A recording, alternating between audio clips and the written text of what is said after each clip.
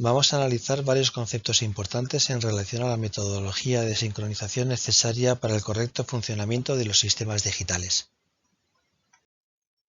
Para que el camino de datos funcione correctamente, es preciso que los elementos que lo componen se encuentren sincronizados. La sincronización se realiza gracias a una señal de reloj que va marcando instantes o periodos concretos en la ejecución de las sucesivas fases de la instrucción. El reloj es una señal periódica con un ciclo de duración fija. El ciclo de reloj está dividido en dos partes, el nivel alto y el nivel bajo. Los cambios de nivel se denominan flancos y pueden ser de subida o de bajada.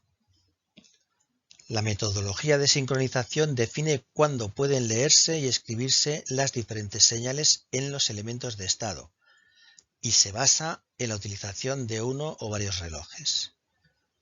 Puede realizarse sincronización por nivel o por flanco. Utilizaremos sincronización por flanco, dado que es más sencilla de entender y controlar. Entonces, los cambios de estado se producirán en el flanco activo de reloj, que puede ser el flanco de subida o el de bajada. El reloj actúa como una señal de muestreo que causa que el valor de la entrada de datos de los elementos de estado se lea y almacene en los mismos justo en el flanco activo. La sincronización por flanco implica que el proceso de muestreo es instantáneo. En el momento del flanco activo, las señales en la entrada de datos de los elementos de estado deben ser válidas, es decir, estables, o sea, que no cambiarán a no ser que cambien las señales a partir de las cuales se calculan, normalmente a través de circuitos combinacionales. Como elementos de estado se utilizarán biestables de tipo D activos por flanco, habitualmente agrupados en registros. En los sistemas con metodología de sincronización por flanco, los biestables proporcionan información válida a los bloques combinacionales, que son quienes realizan los cálculos. Al final del ciclo, los valores calculados por los bloques combinacionales se graban de nuevo en biestables y el ciclo de reloj debe ser suficientemente largo para que, en el momento del flanco activo, las señales proporcionadas por los bloques combinacionales se encuentren estabilizadas, es decir, sean válidas. Usando metodología de sincronización por flanco, es posible que el elemento de estado que proporciona las entradas al bloque combinacional sea a la vez el lugar donde se graben los resultados obtenidos por el mismo, ya que el muestreo del resultado se produce justo al final del ciclo. Por ello, la metodología de sincronización por flanco permite leer y escribir en un elemento de estado en un mismo ciclo de reloj sin que se produzcan condiciones de carrera que puedan hacer indeterminado su contenido final.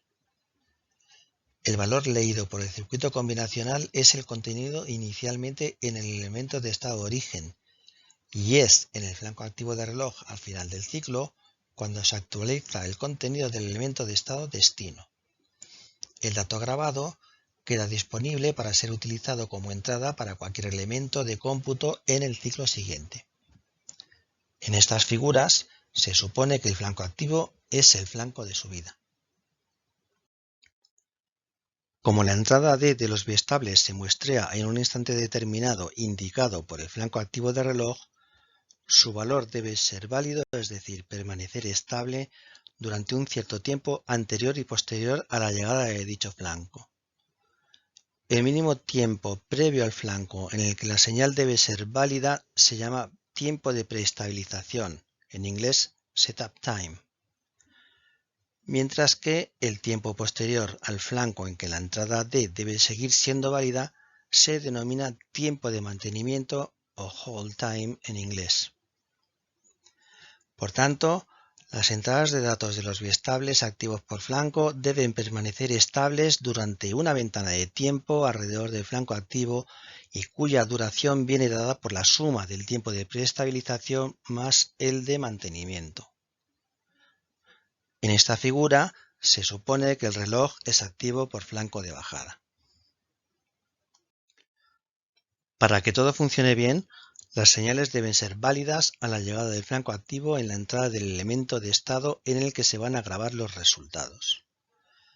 Para saber cuánto tiempo tarda el bloque combinacional en proporcionar salidas válidas, tenemos que encontrar el camino crítico en el mismo, que no es más que el camino más lento que deben recorrer las señales hasta que se estabilizan las salidas.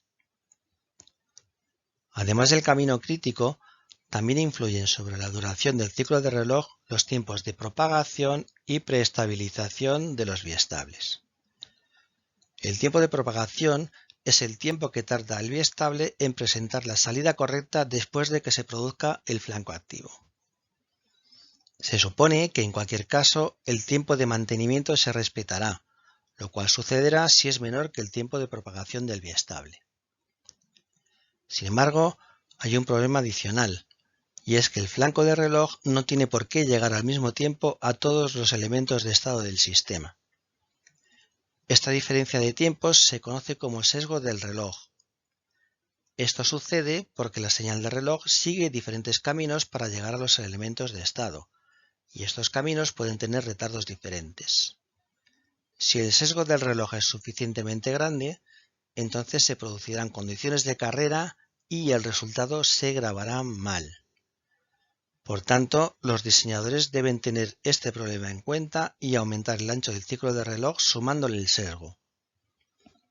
En resumen, para que todo funcione se debe cumplir que la anchura del ciclo de reloj sea mayor o igual que la suma del tiempo de propagación más el retardo del camino crítico más el tiempo de preestabilización más el sesgo del reloj.